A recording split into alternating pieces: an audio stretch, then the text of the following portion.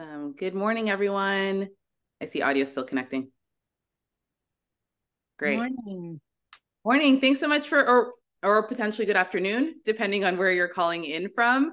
Thank you so much for being here for our first session for the fall 23 semester with our intro to our STEM resume writing workshop. So thank you so much for being here. For those of you who are not aware, I see some familiar faces in the room. But for those of you who are not aware, my name is Cheryl Martinez. I'm the STEM program manager with Growth Sector. Growth Sector is a national nonprofit based out of San Francisco, but our staff is all over the country. Our partnership with the STEM Corps is we work very closely with each of your individual campuses to implement the STEM Corps program. So whether your program is called STEM Corps, OMG, Bridge to Engineering, it all falls under the umbrella term of STEM Corps. So we're so happy that you're here. We run this program on about close to 30 campuses around the country. So whether you're a participant in California or in New Mexico, just know that you're a part of a super cohort of students all over the country who are with similar goals, who are working their way through the same pathway. So I will give an opportunity for your host for today to actually introduce themselves as well. So we'll start with Myra. Sure. Good morning. Let me just share this real quick with you. Let's see. Good morning, everyone. My name is Myra Perez, and I'm a program coordinator with Growth Sector and STEM Corps. I'm super excited to be tag teaming with my partner here. Go for it. Hey, good morning, everyone. I'm tuning in here from San Francisco. I'm the program coordinator here in the Bay Area, so I'm really happy to see everybody join us either morning or afternoon. I appreciate you guys taking the time on this Friday to be here. Yes. So thanks so much for joining. We wanted to start really quick. Oh, sorry. All right, can we just give a chance for Gabe to introduce himself as well? Of course. I'm so sorry. No, you're good. Hi, everybody. I'm Gabe Hanselcello, National STEM Director with Growth Sector. Thank you for taking time, and thank you, Rebecca and Myra, for your leadership on this. Of course. Yay. Well, with that said, if you want a bigger one. This works. Let me see. Okay, so we wanted to provide an opportunity for this to be an interactive STEM resume workshop. So we wanted to request if you all can join the Jamboard here. So if you just scan the QR code, we will be able to join in on that while we give people just a minute or two more to hop on in. And you can also, if you can't scan it, we did drop the URL in the chat. So go ahead and click that and it'll take you to our Google Jamboard. And Rebecca will share her screen to show the Jamboard. And while we have that going, we're gonna put some Dua Lipa to like wake us up this Friday, you know, get the fun started here. And like I said, we'll give it about a minute or two. And if you can just answer the question at the top and use a sticky to write your information. Yep. So just your name, your campus, and then what do you want to improve on your resume? Yeah. So we'll give it about 2 minutes. And if you don't have the capability from your smartphone, you can also drop it in the chat and then I'll carry it over to a Post-it note for you. Yeah.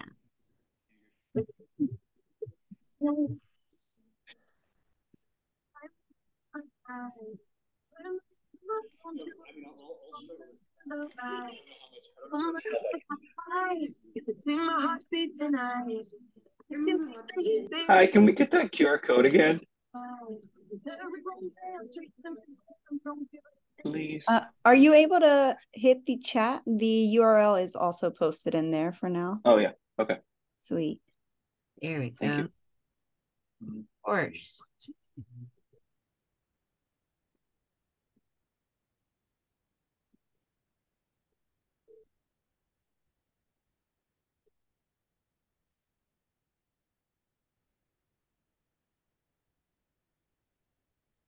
And if you can, make sure to include what you would like to improve on your resume. This will definitely help us know, just for future reference, what things that you are wanting to focus on and work on. And so we can make sure to pay close attention to that as well.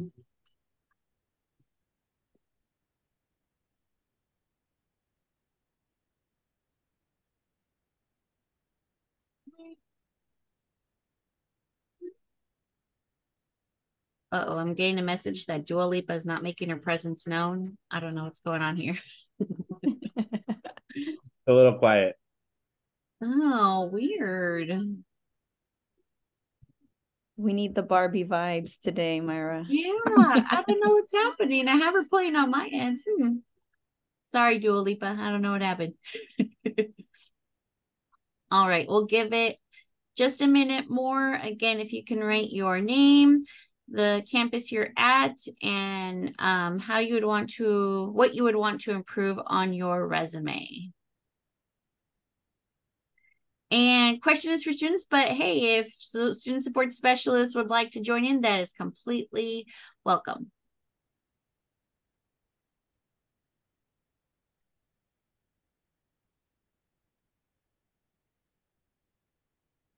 Oh, I already see some awesome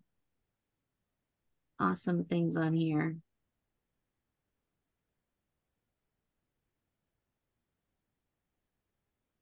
Awesome.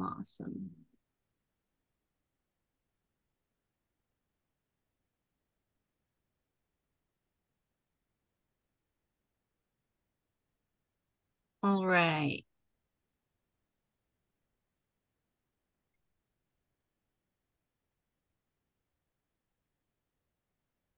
Okay, so if you haven't already done so, again, we still very much welcome it because we want to hear from you and what you are interested in improving on your resume.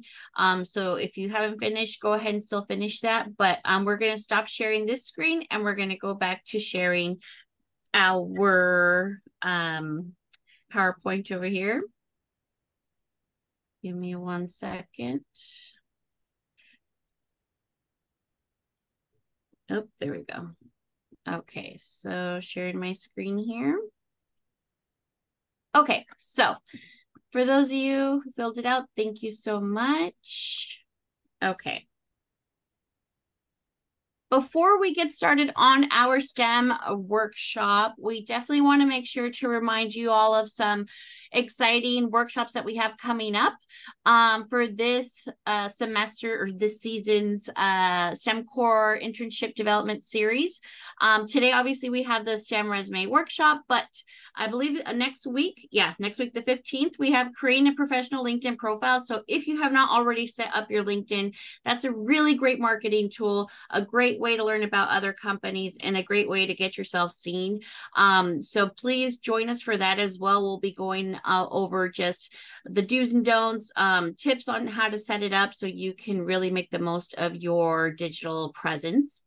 And then October 6th, we're going to be having a really neat STEM Core intern panel where we're going to be having some former STEM Core interns come and share their experiences with you all. So you'll be able to get a firsthand testimonial, I guess, live testimonial of our intern experiences. So that way, if you have not yet experienced a summer internship yourself with our program, you can learn a little bit more about it through the lens of our students. Apart from that, we have our super exciting STEM Core Employer Speaker Series.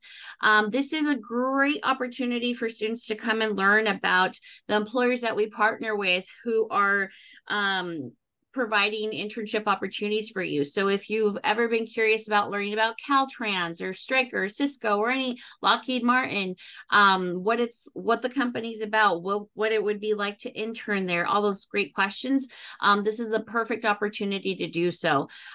So we have quite a few throughout the next upcoming months. From September 22nd, we have Caltrans. The 29th, we have Lockheed Martin. October 13th, we have CSULA SMART program. 27th TBA, so we will let you know. November 3rd, we have Stryker, and then finishing off the season with November 17th and Cisco. So again, really great opportunities to come and learn about these companies. Myra, can I just add in, for those who aren't aware, all of these employer partners are going to be internship hosts for summer 24 as well. So in addition to learning about them, you're going to get to hear about like what you would actually be doing as a summer or potentially academic year intern from these placements. And we've had students, STEM core students, intern at all of these locations who will likely be coming onto these calls to talk to you about their experiences. Exactly. Awesome. So with that said, one more announcement. If you haven't already seen this opportunity, I highly recommend that you take advantage of it.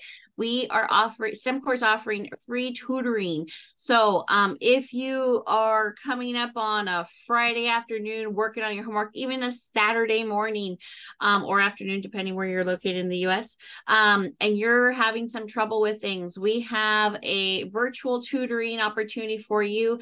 I highly recommend you take advantage of it. As you know, usually like if you go to your campus, there's like tutoring centers and stuff, but it's during the week and during certain hours. If it's close to the weekend and you're needing help, this is a great way to do so. It is virtual and it's with a STEM core student support specialist who actually has an engineering degree from Cal Berkeley. So not too shabby. He goes up to Calc 3. So again, if you need help, please make sure to drop in. This is just a really great way to get some extra help. And I'm sure there'll be an opportunity to meet other STEM core students. So that's also awesome too. All right. So without further ado, the purpose of today, why do you even need a resume, right? Obviously, it's a marketing tool. As you know, especially for our internship opportunities, you guys are located all over the US and so are our employers. And so many times, our employers, this is the first way that they get to know you, even when you apply for a regular job, right? You don't see them in person many times, the person who's going to be interviewing you or whatever. And so this is why this is such an important marketing tool. It's the first thing that they get to see from you and get to know of you. So it's very crucial that we make sure that this is set up in a proper way, that it's displaying you with your best foot forward. So that way we have an opportunity to land you that interview. With that being said, the purpose of a resume is to get you an interview, not necessarily a job, because that's a whole other game, right? That's part of the interviewing process, and that's where you show up your persona, right? But this is definitely a great way to get you that interview and that first foot in the door. And then obviously it's a requirement of many organizations. With that said, there are a lot of hidden messages that I think I remember when I was younger, I didn't even realize this about my resume. And so I want to make sure that you guys are very much aware of this, because it really can potentially impact whether you're selected for an interview or not. With the resume, when your resume presents as neat and well organized, that can show an employer that you are neat and organized, right? If your resume is error-free and has a professional appearance, that shows an employer that you pay attention to detail and that you're careful and competent enough to, you know, what you're presenting to them, knowing that this is like your first introduction to them, you took careful attention to it. And again, can show an employer that you would do the same as an employee. So that's why it is very, very important to have this set and ready to roll with your best foot forward. Now, sections of a resume. Rebecca? Alrighty, let's jump right into it. So at the very beginning, what we're looking at is the header. So what should be included here, right? So first things first, you want to make sure that you list your name straight on the top, because that is the first thing that they will be looking at. Secondly, you want to list your permanent address, your present address, city and state included. And then you're going to have your email address. Please make sure that it is professional, and don't rely on your school email. What happens? You graduate a few years later, they end up deactivating it, and then guess what happens? If down the line you received any emails there, you're not going to be able to access it. So do make sure that that email address is one that is going to stay with you after college. And then make sure that you list your phone number. Make sure it's one that, you know, you keep active. So you'll have that there in case they need to reach you. And then what will I hear if I call you? You want to make sure that you mentioned your name, your phone number. So if they do have to leave a voicemail, you know, they know that they're reaching the right person. And then where should your contact information go? It'll also sit there right on the top of the page. So it'll look just like this. Go ahead, Myra. Oh, so sorry. Alrighty, so here we have Anita Job. She needs a job today. So we're gonna go ahead and organize her information. So first and last name sitting beautifully right at the top. And then we have her address there in Santa Ana, followed by her phone number and just a very clean and easy email, her first last name, 123@gmail.com. I have a quick question real quick. Yeah. So if we already have a LinkedIn and we want to keep it on that same header, could we just shorten our address to just like city, state, and then include that LinkedIn? That also works, definitely. Great question. Thanks for asking. And one thing also to keep in mind with this information, I've run into this a lot with working with students with the internship opportunities and stuff for a couple of years now. But I know many times, especially this new generation nowadays, we a lot of times don't check our voicemails, but a lot of employers still highly depend on calling students, especially when with these opportunities, sometimes they come very fast. And so, and sometimes we also have like last minute opportunities. So I would highly encourage you to make sure that you keep that voicemail box clear, that you know, check, make sure that it's set up. I can't tell you how many times I've called a student and I've run into the message, I'm sorry, but you know, we will be hanging up on you now because this voicemail box is not set up or this voicemail box is full. So just make sure you pay attention to those things. And then last but not least, with your email, I've also run into this as well. Sometimes I've seen long emails where it's like, I need a job, 11111555555@gmail.com. You want to avoid that repetitive number, same number sequence, because the probability, if an employer has to just, you know, hand type in your email address, and there is the, you know, the sequence of ones right after each other, and the same number again after, there's a very high probability that they may miss a one or they may miss a number and that email gets bounced back. And so try to make it as easy and simple as possible. Again, keeping it kind of to your name if you can, with just like a handful of numbers. That's always kind of like the best bet. So just a couple things to keep in mind. All right. Yeah. This is Nora from CNM. I have a question for you. Yeah. Our summer bridge students attended a cybersecurity workshop, and I put this in the chat. And the presenter mentioned not putting your full address, just your state, just for security reasons. I just wanted to get your thoughts on that comment. I've heard both. You including the full address and also just doing, I know nowadays, especially, it's more common to do the city state. I've seen some people who don't put anything. I would discourage not putting anything. I would at least include a city state. But to be honest, I also see this a lot because people tend to upload their resumes to their LinkedIn profiles. And so that's where I think the security risk comes in. And so if you're, you know, using it on your LinkedIn, do not include your address, you know, keep it to the city state. But I would say if you're not uploading it to LinkedIn, or if you do want to upload it to LinkedIn, have the two different versions and just make sure, you know, you put the one that's hiding your address away from social, and then, you know, use this one because the employer is going to have your address anyway. I mean, for billing purposes and all that stuff when they're paying students, but it really just depends on preference. But again, I think that's more of a reason why nowadays that they're just using the city state. But great question. Thank you. Yeah. All right. So objective statement. I believe this. No, sorry, that was me. Okay, so objective statement. An objective statement. The purpose of this is really to communicate the type of position that you're interested in and to help an employer see where whether you're moving into a new industry or just, again, your interests. It's not necessarily required, but I think it's a great way to communicate your interest to the employer. And so, for example, if you want to put that you're an engineering major or a computer science major seeking a part-time or full-time summer internship to expand your IT skills or to expand your programming skills or learn from a mentor in the field or whatever it may be. Again, 1 to 2 sentences is all you really need. Or also, if you are a returning student and maybe you've worked a couple years in a different industry and now you're making a shift into engineering, and so your resume is going to show, oh, they worked in this sector before, they worked in this kind of area before.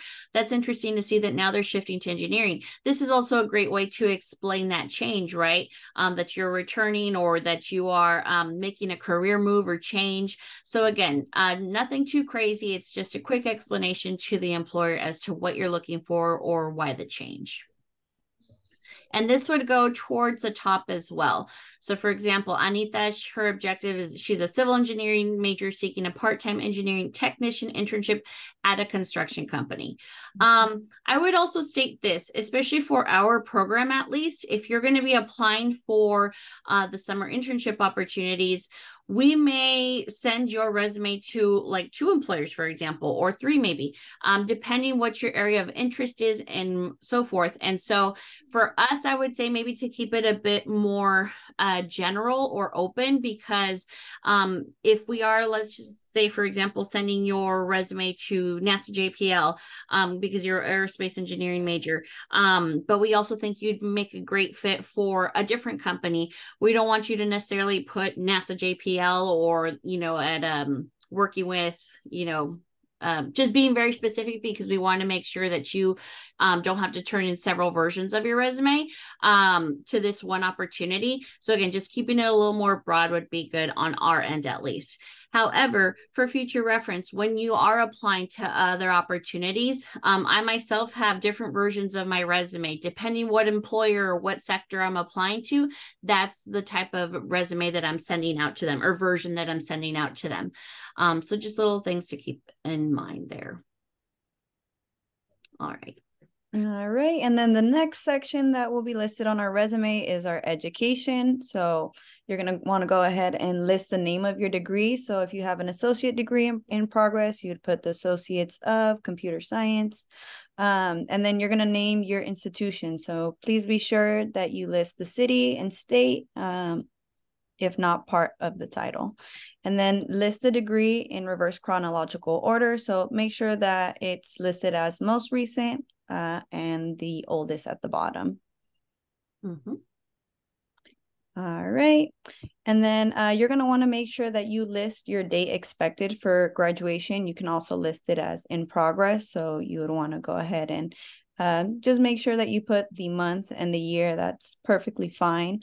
And then you want to go ahead and include your GPA if you feel comfortable. Generally, good rule of thumb is if you have a GPA higher than a 3.0, you would want to include it. If not, we probably want to, you know, not include it on our resume and just leave it out. Do make sure that we round to the nearest 10th so that it's not too messy for the employer. And any relevant coursework. So if you are currently taking any certifications or any certificates, special licensing or training, you can also include that. So those of you guys who, you know, took place in our summer bridge and did some technical hands-on learning and earned some certificates, that can also be placed there. Mm-hmm. All right, so as you can see, we went ahead and listed education. We have Santa Ana College, followed by the city and the state. So we have a civil engineering major here. Degree is expected for June 2024. Anita Job has a 3.75 GPA. Her relevant coursework is Introduction to Engineering, AutoCAD, AutoCAD 2, General Chemistry, Physics.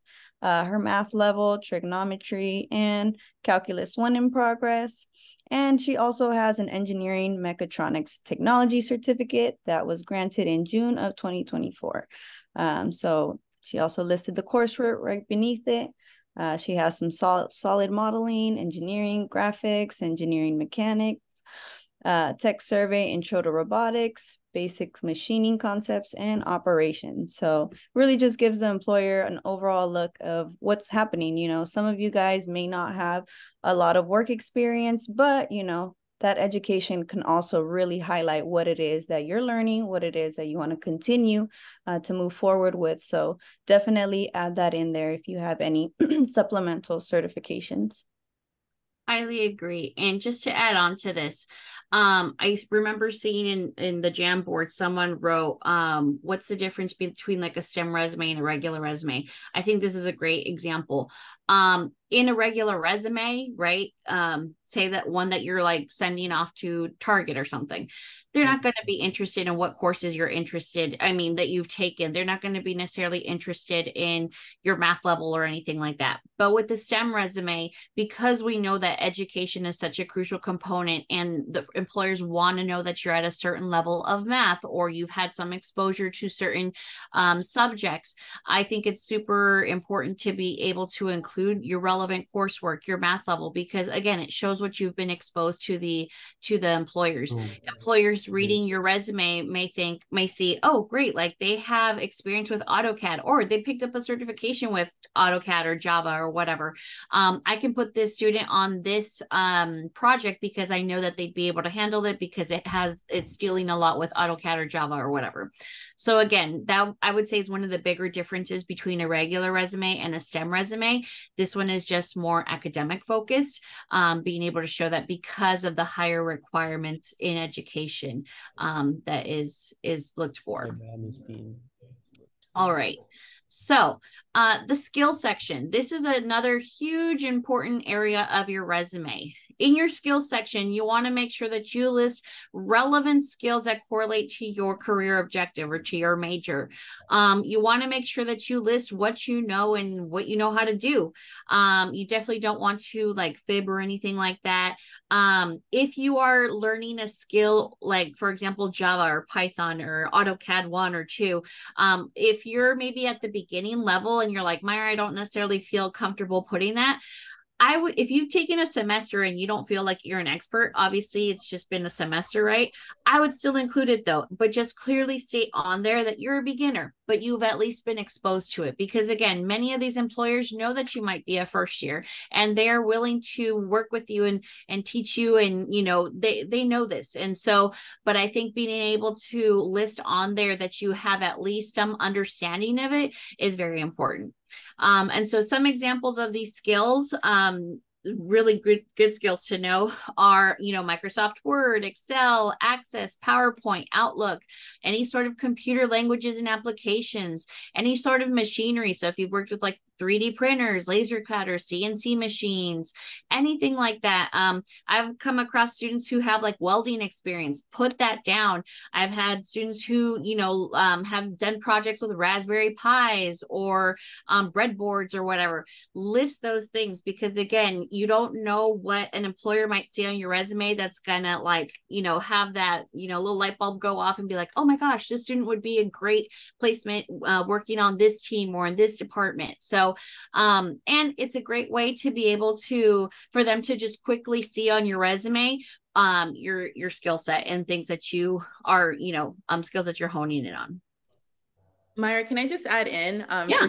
I think so often a lot of our students think that they have to be experts in a programming language or in order to list it on their resume, and that's not the case.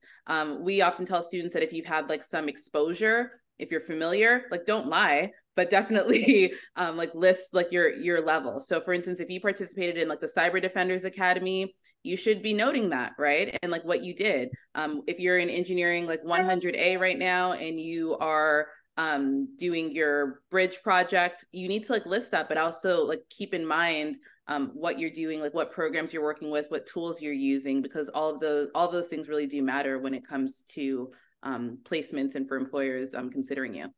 Exactly. One other aspect of skill set that sometimes is overlooked is also language.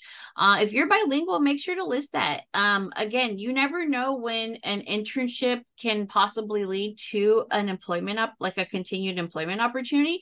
And so being able to list these things, it's only going to help you. And so again, if you're bilingual, make sure you list the level and extent of your language skills. So for example, I'm a native bilingual Spanish speaker. I'm experienced in reading, writing, and translating. So you just never know what kind of company might value certain skills over others or like place super high importance. And so again, any of your skill set, you want to make sure that you're making sure to shine it. So for Anita, her skill set is Microsoft Word, Excel, PowerPoint. She's actually advanced. And just a side note for all, and this goes to all students. I know that we're very much in an age of like Google everything, but I highly, highly, highly recommend if you have not worked with Microsoft, Office. So that includes Word, Excel, PowerPoint, whatever. But especially Word and Excel, I would highly recommend that you take the time. I'm not saying you have to necessarily take a class because I know you're all pretty swamped with your coursework, but there's so many resources on YouTube and whatnot. I'm sure that they even have some stuff through like LinkedIn. I would highly recommend you you try to at least check out some courses or YouTube videos and kind of get familiar with it, because many of our employers, most of the employers, and not just ours, but just across the industry, don't necessarily use Google Docs or Google Pages or Google anything. They are more so based on Microsoft. And so you want to make sure you have an understanding of how to use Excel, of how to use Word. I'm not saying you have to be an expert and know like pivot tables and this and that, but you want to at least know how to be able to keep track of data, or if you have to create a graph for a project or something. You don't want to look like a deer in headlights. So again, I would highly encourage you on your downtime to look up some videos and stuff and just kind of get familiarized with Microsoft Office. But continue with Anita. She also has that she knows AutoCAD. She's intermediate in that. Arduino, IDE, she's a beginner. SolidWorks, she's a beginner. And then her language. So again, she clearly stated what she's comfortable with at the different levels with the different skill sets. So again, great way to kind of list this on your resume as well. All right. All right, let's get into the meat of it. So the experience. So oftentimes folks get a little bit confused what counts as experience. So any full-time and part-time job that you've had will definitely live here, as well as self-employment. Some folks are a little bit shy in including that. Definitely give yourself credit, even if it's counting as something that you may view as a hobby, but definitely, if it's work, if it has a skill set, highlight it. If you could speak to it confidently, definitely give yourself the props for it. So, I would always include that there, as well as volunteer work. Any practicum, field, or cooperative education can also be inserted under experience. So in this area, you definitely want to emphasize the relevant experience and minimize any irrelevant experience. So with that to say, definitely, tailor your resume based on the job that you are going for. And then you're going to want to include that company name, the job title, the date of your employment, and the city and state, as well as your duties. And you're going to bold that title of the job. Yes. All right, so it's very important that you emphasize your accomplishments as well as quantifying your actions whenever possible. So if you were a supervisor, how many people did you supervise? Or, if you handled a team, how many people were under your team? If you volunteered, how many hours did you volunteer? And if you improved sales, by how much? So, employers, they really like to see those numbers there. It kind of puts things into a bigger picture for them. So anytime that you can, definitely quantify. Exactly. All right, and here we have Anita Jobs' relevant academic experience and leadership activities. So she listed her STEM core, Bridge to Engineering, Programming, and Robotics workshop. So key here, guys, making sure that the first verb is actually in past tense is super important. So as we see here, she participated in introduction workshop to the Arduino microcontroller, learning about the basics of C++ programming, including variables, input, output, logic, and loops. Here she learned how to code, compile, and debug C++ using the Arduino IDE. And she programmed several Arduino projects, including the development of a simple game.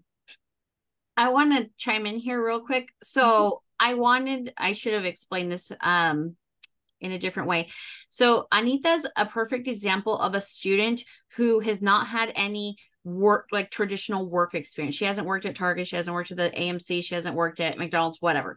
She has no, what people would, consider work experience, but she has had relevant academic experience. So for all my first years, who haven't maybe had a job yet, or, hey, you know what, Myra, I've only participated in Summer Bridge.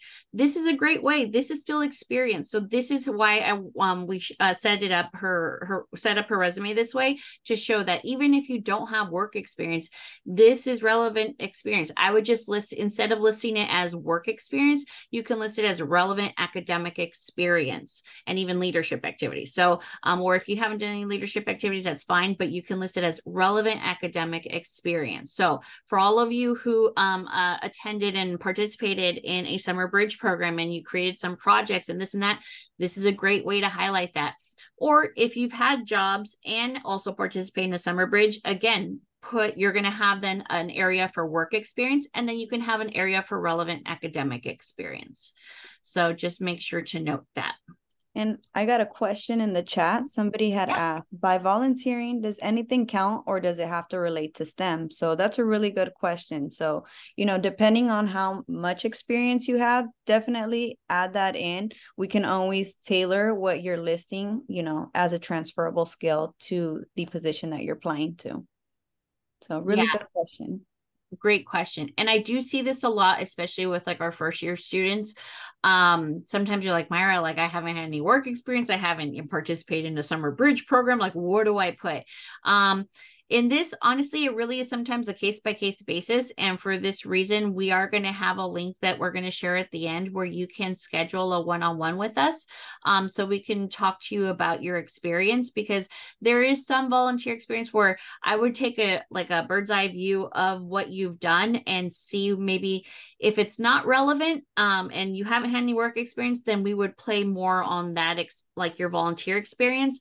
If you've had some more relevant academic experience and you've also had volunteer, but that's not so relevant, then I play up the academic as opposed to the volunteer. So it kind of just depends. It really is a case-by-case basis. But again, make sure to start thinking about these things, especially because our internship application is going to be opening up next month.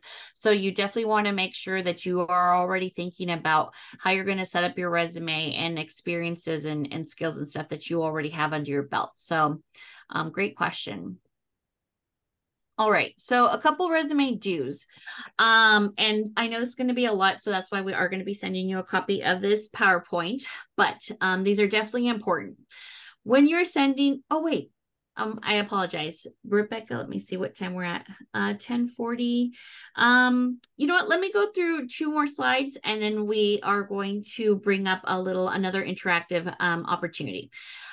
So with resume dues, when you are sending your resume off, whether that be to us or to another employer, make sure that you send your resume as a PDF document. The reason being, if you send it as a Word doc or a Google Doc or whatever, when the employer opens it on their end, you don't know how it's going to open. It might shift your formatting. It might throw everything out of whack. And so you want to make sure if you send it as a PDF, that locks everything in. It keeps it looking the same on my screen as it will on your screen. So that's super important. Also, making sure to use action verbs. According to whether you're doing things presently or you've done things in the past, you want to make sure that, you use the appropriate verbs. Usually, I would say, though, even if you are currently doing a job, you've technically already done certain things. So that's why I normally like to use past tense throughout the resume. But again, we can always take a look at that.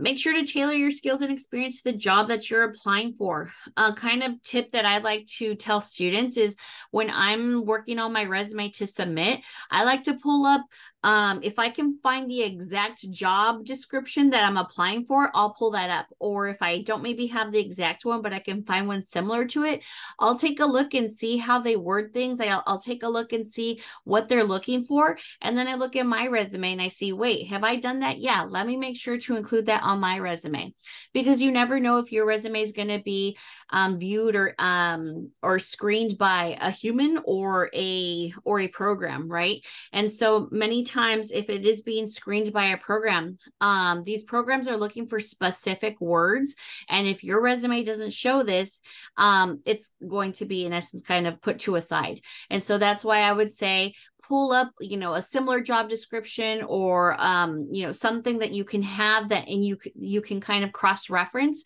while you're working on your resume. And then spell check and proofread. If you can get more than one person to look at your resume, that's always a plus. Because as you know, when you're very much into whether it be your term paper or whatever that you're working on, we can kind of get tunnel vision and we overlook things that someone else can easily catch. So make sure that you get that proofread. Be concise while providing enough detail. Again, I would definitely say one big pointer that we heard from across the board from different employers is to avoid paragraph formats when you are writing about your experiences. They tend to like the bullet points better, just because if they're especially like huge employers like Lockheed Martin or NASA JPL and stuff, they get hundreds of resumes, right? Not just ours, but hundreds. And so when they're having to go through all this, having to read through a paragraph can be a bit more challenging than getting the bullet points that are more concise and will list things, and it's just easier for them to read. So again, from the feedback that I've collected, they prefer bullet points. We also want to keep a resume to 1 page in length, especially if you're a first year. While you may have, and again, this sometimes can be a case-by-case basis, but I would say majority of our students with the experience that you've had up until now, the 1 page is a good marker, especially knowing some of the stats. I need to refresh that, but there was something about most employers take up to 45 seconds to look through really quickly a resume. And so we want to make sure that the most relevant information that you have is on that first page. Obviously, this is going to be different for a returning student who maybe has some more work experience under their belt. So again, it does go case by case basis, but I would say on majority, we want to make sure that students are at a 1 page. And then of course, making sure that your email address is appropriate. And your one other tip is to keep your resume header the same as your cover letter header. For our purposes, you won't need to turn in a cover letter, but for future reference, if you have to submit one, I always kind of like to think of my header, my information and stuff, as a stamp, right? I keep it the same on my resume as I do on my cover letter. So just a couple tips there.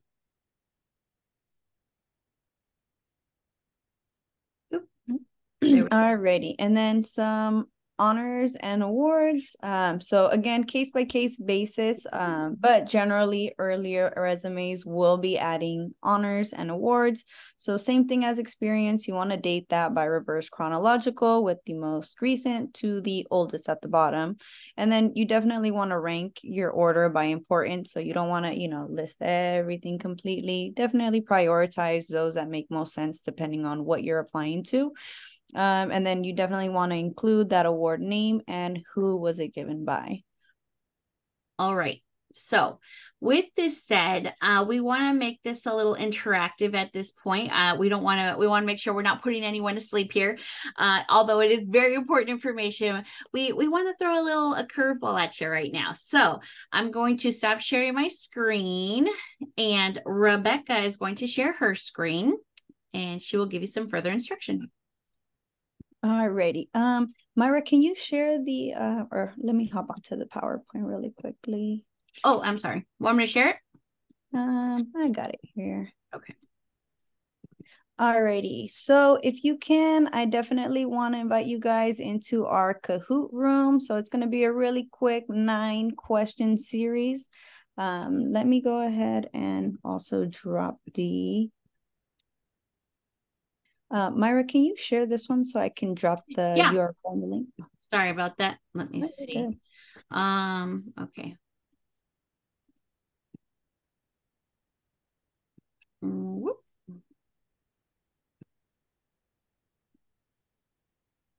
Oh, where'd it go? There we go. All right.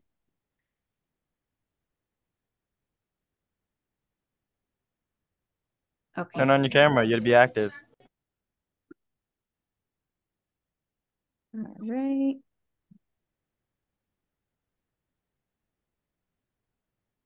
All right. So make sure to scan that QR code. All right, Myra, I'm ready to share my Kahoot screen. Okie dokie. Go for it. All right, check us out. Got a full room, 16. Anybody still up? 17, 18, here we go. All right, I'll give us a few more seconds. Oh no. There we go.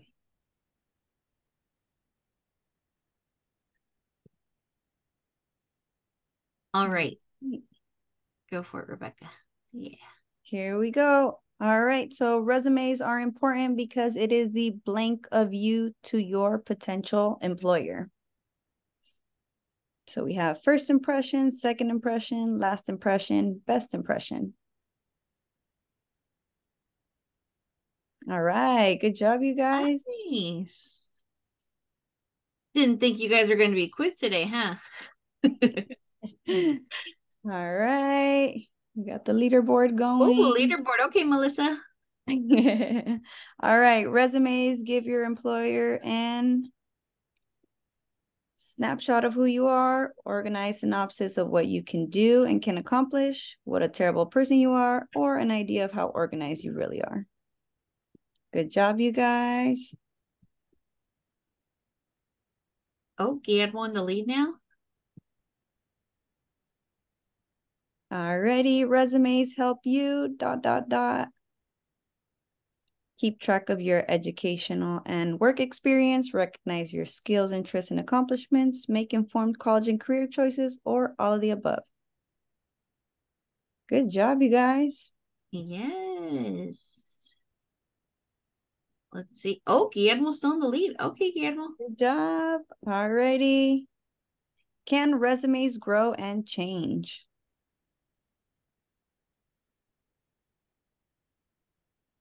All right, let's see. Yeah.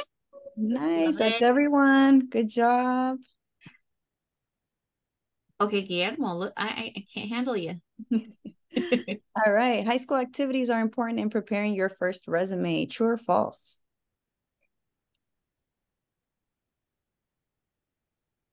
Nice. Good. Good. Good job.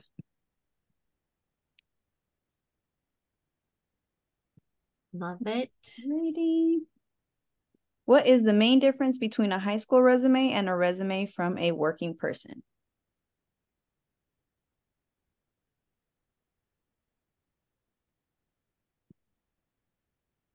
Let's see this one.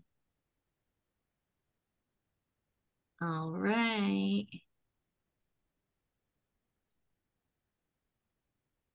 Nice. Good job, you The guys. amount of time and information. Love it. Alrighty, 3 more. In what ways could you use your resume? So we have applying for applying to college, applying to scholarships, all the above. Nice. Good job, all of the above. Guillermo with the streak. Good job. I know. Which of the following are parts of a resume? Education, work experience, achievements, recognition, or all of the above? Good job. Everybody got it. Woo-woo. All Okay, right. last question. One. What experience should be listed on your work experience should be listed on your resume in ... alphabetical order, chronological order. You choose the order, or your favorite job should go first. Good job. Nice. Definitely chronological. All righty. Perfect. Yay. Good job, you guys. Thanks so much, everyone, for participating in this. Like I said, I'm sure you didn't expect to be quizzed, but we wanted to make sure we didn't leave y'all falling asleep here. All right, so back to this. We only have a couple slides more and we will be done. So, awards and honors and awards. Okay, we already put this. All right. Professional affiliations and organizations. So if you are part of any sort of club, nationwide programs such as like SWE, there's like a chapter at your campus, so Society of Women Engineers, or if you're part of ASME, so American Society of Mechanical Engineering, or if you're part of ASB, or ASG, whatever it may be called on your campus, definitely make sure to include those, because again, one, it shows that you went out of your way to learn more about your major or be an active, leader on your campus. So you want to make sure that the same way that you list education and work, it goes by reverse chronological order. So most recent first. Rank it also by order of importance to the career objective. Again, if you're already maybe like towards the end of your first page and this is kind of like extra and you already see, oh man, I'm part of 10 clubs. I would say if out of those 10 clubs, 2 that you're in are relevant or related to your major, then list those and maybe remove the others. Not that they're not important, it's just depending on the spacing on your resume. I wouldn't want that to be the only thing that's left on the second page of your resume. So again, just kind of playing it by ear and what your resume is looking like. Make sure that you emphasize any leadership roles. If you're an ASG and you're the president or treasurer or secretary or whatever, you want to list that. Again, not everyone does those things. So that definitely shows initiative and leadership. Make sure you spell out the organization's name. Not everyone knows what ASG means or ASB. And if you don't, it's Associated Student Body or Associated Student Government. So again, not all employers may know that stuff. So you want to make sure to write it out properly. And just don't use abbreviations. So, some resume don'ts. So this pretty much applies when you are writing your experience. So, you don't want to phrase anything in the I term. Remember, we said we want to put that verb in past tense first instead of listing things like I worked or I managed. So we want to avoid that. We also do not want to use contractions. So, we want to make sure that we spell cannot out and we don't write can't. Do not include references. Remember, this will come along after on its own sheet, where if they do request it, that's when you'll go ahead and provide that. So case by case basis, they will definitely let you know if they do need that. And then you don't want to clutter your resume with non-essential information. Like we said, make sure that it is applicable when we're tailoring it to the job we're going for. And don't use flowery information or generalized statements. Again, we want to make sure that if we can use numbers, we want to make sure that we are creating that bigger image instead of just using fluff. So with that said, you don't want to make any misrepresentations. Definitely only list what you can speak to, because you don't want to, end up in that interview and then they're bringing up your resume and asking you questions about it and you're a little bit stuck. So, we want to make sure that you go in there confident and you can speak on what's on your paper. So don't make any misrepresentations. And like Myra said previously, don't use any acronyms. People don't necessarily know. So you want to just make sure that rule of thumb, just go ahead and write it all out. And then do not use abbreviations do not use any personal information. So your social security, age, sex, height, weight, marital status, and photograph. We want to make sure that we stay away from that information. We want to make sure that we are not discriminated against for any of these areas. So just go ahead and make sure we leave that out. And I do want to mention, I have come across, especially the past 2 years, as you, or I don't know if you know, but we created this presentation through Canva. I know a lot of you may use Canva for resumes and stuff, and there's neat things you can do, like adding your picture and whatnot. I would stray away from that. The couple resumes that we have had of students that include their picture, it's just, you want to try to avoid that. Again, it could be used against you for whatever reason, and so it's just better to stray away. One other thing too, as a STEM or technical major, what we hear over and over from employers is the more simple the better, the more straightforward the better. if you were a graphic design major or something else, then I would say, yeah, you know what, display some of your skills with your resume, you know, add some neat colors and, you know, add maybe some cool graphics and stuff. For STEM technical, you want to stray away from that as simple as possible. Again, it might be a bit more on the boring side, but they just want it to be easy to read. And really the important part there is like your education, your projects, your experience, stuff like that. Not so much the colors and the graphics and stuff. So again, stray away from that. I think that also ties heavily into wanting to get past those like programs that scan your resume. Yep, that too. Exactly. Great point. Thank you so much. Who was that? I'm sorry, I didn't see who was talking. It was Thomas Gardner. Hi. Okay. Awesome. Thanks so much, Thomas. Whoop, what did I do? All right. Here you go. Okay. And then last but not least, tips and tricks. So again, keep your resume format simple. I would also avoid using templates. Now, you might be like, well, Myra, I haven't created a resume before, so I don't even know how to set it up. We're going to include a resume. Well, I'm saying don't use templates.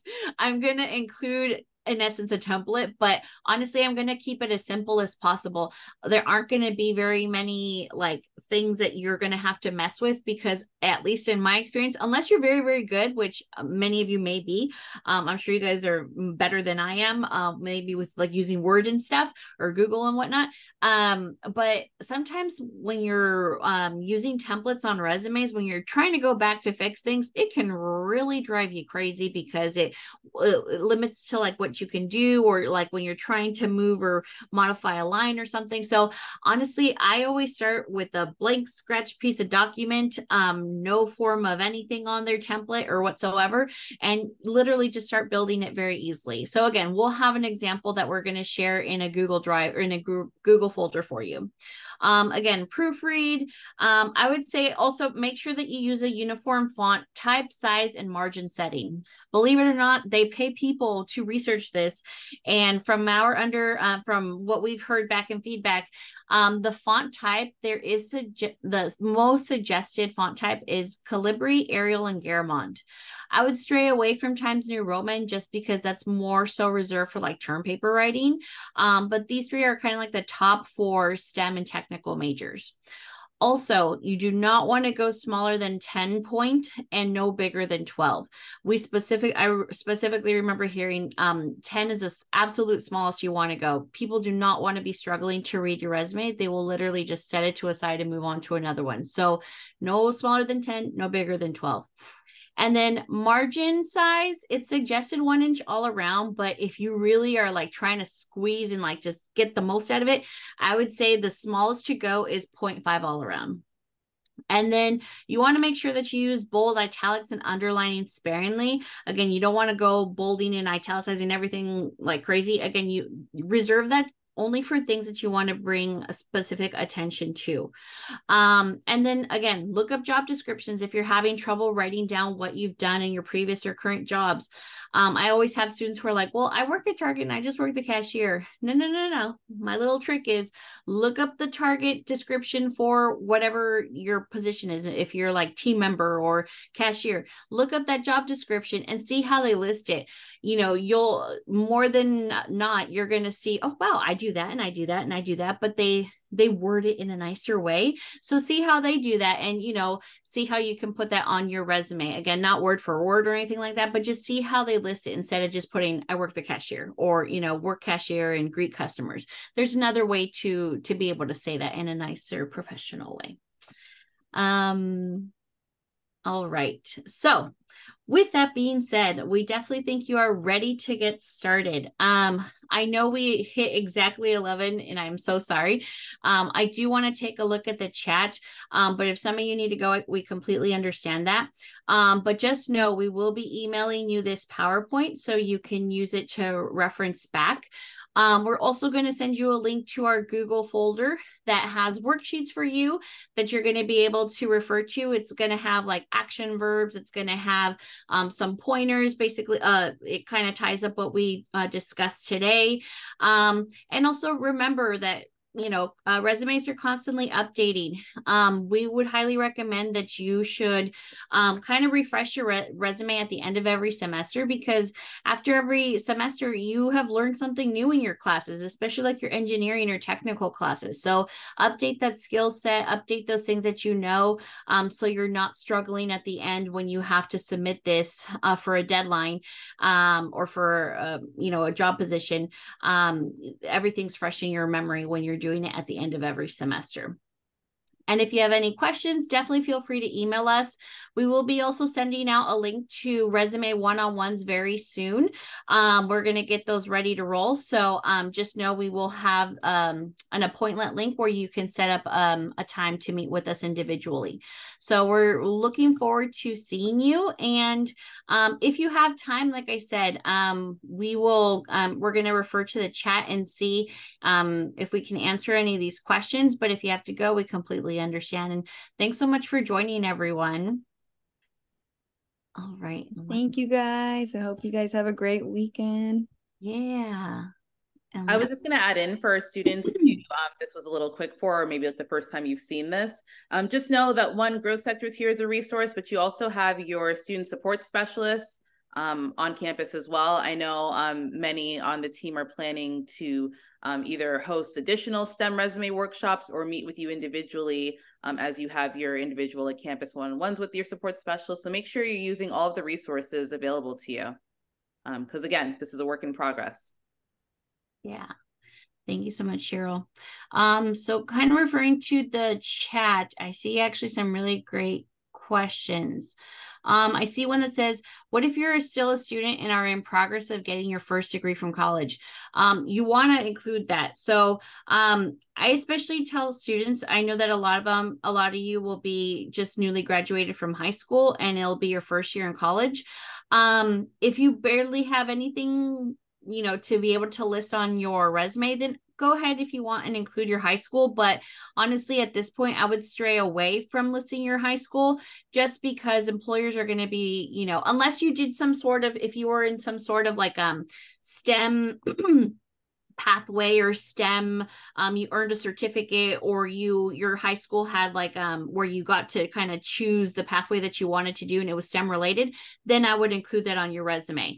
However, if you didn't have that at your high school and you didn't have any sort of certificates or anything like that were STEM related, I would stray away from listing your high school and just focus on your college.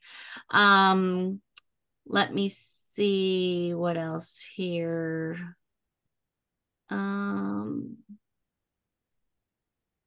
Let me see.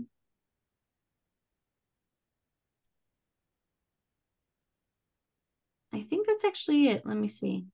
Yeah, unless I miss anything, or if anyone has any other questions. Yeah, I think that was it on our end. So again, it was a pleasure to meet with you all today, and we will be sending all this information out shortly. Thank you so much for spending your Friday morning or early afternoon with us. Have a good one, everyone. Oh, real quick, bye-bye. I just dropped a question in chat. Yeah. Let's see. If my recent school experience is more relevant to STEM career, then wait, this is blocking this. If my recent school experience is more relevant to a STEM career than my background in customer service, what should I prioritize as school info?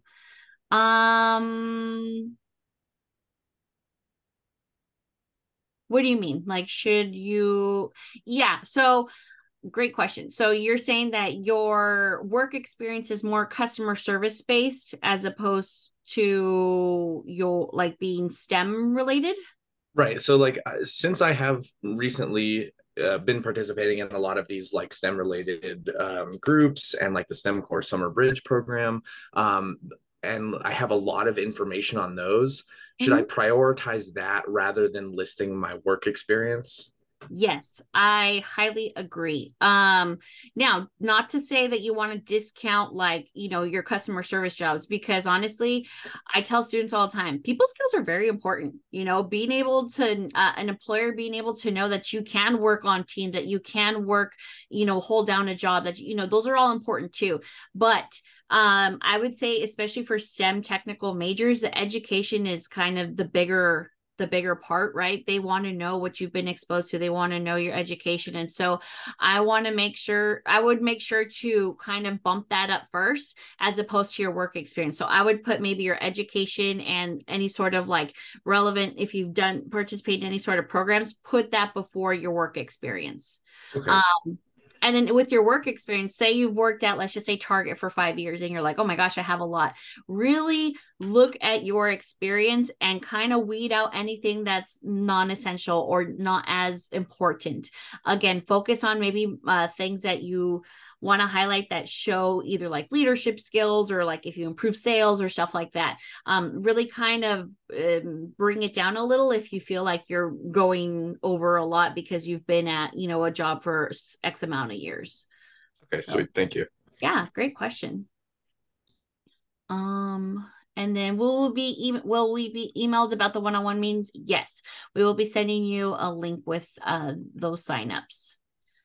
Awesome. And then I want to use my resume for next summer internship. Should I write something I will do next spring? You know what? I always tell students, you avoid that. You want to make sure, like if you're taking a class right now for fall and you're just starting it up, right? Because maybe a couple of you maybe just started classes. I would put those classes that are currently in progress. For spring, I feel at this point right now, it's a little too early, but Cheryl, I don't know if you want to. I think it's a little unique especially if you're applying for a STEM core internship. So I know that our process is opening up a little bit early in October. And likely you'll be interviewing with employers in second round interviews come like March. So technically those classes that you're thinking about for the spring will be in progress by the time you're actually speaking with those employers. So I think within reason, like if you know that there are certain classes you're going to be taking that are very STEM related, like, you know, there's this awesome robotics class I'm already registered for and I'm going to be taking in spring 24, then maybe you can note that and write in parentheses spring 24. And that makes sense to be able to do just in this situation. Yeah, great feedback, Cheryl. Thank you. Great question here too. Previous pathways in the medical field. So you have a lot of experience in the health sector. Can you mention it in your resume? You know what? I think that sounds like great experience.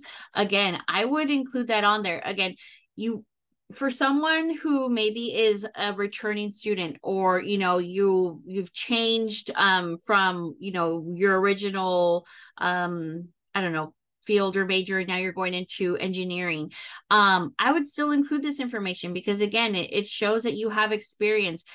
This puts you in a different category, to be honest. I feel like, especially for my returning students or students who are a little older than the traditional, like, you know, first year freshmen, you have experience under your belt. Like that's really, really important. A lot of our students who come in, who already have work experience, like these are always looked favorably upon employers because you already have real world experience. So even if it's not necessarily STEM related, you definitely want to make sure to include that because again, sometimes students undersell their skill set, even if it was just experience in the customer service. But some of you have worked in other careers, but now are making a career switch. And again, you still have a great set of skills and experience. So I would make sure to include it. And the question here, are internships paid? Yes. Our internships through our program are paid. And then I see Melissa asked, is it normal to get an internship the first year of college? I think our program is a little bit different, that we give the opportunity for students to get placements after their first year in college. So through our program, we're working specifically with employers who are saying that we are going to be looking at STEM core students after they complete their first year in the STEM core program, which means that you've achieved calculus readiness, which you haven't exactly taken calculus, but that will be the next class you'll be able to take. Employers that we're working with know exactly like what curriculum you were doing during your summer bridge program and what courses you should be taking now. So they are very interested in bringing on students who are finishing their first year of college. I would say that that's not always the most typical situation for students who are not participating in the STEM core. It's just that you're in a very specialized program with very tailored experiences that employers are looking for, and that's why. However, if you're a little still apprehensive, I would say keep coming to the workshops and keep exposing yourself to these opportunities, because you are going to be ready for these placements after year one. But if you decide that this isn't, or that you want to maybe take a summer class after year one and then go for an internship in summer two, that's completely fine as well. So it's really about the experience that you're looking to get out of this. Yeah. And then I see here, yeah, will the internships for next summer be introduced in the interns experience speakers meeting?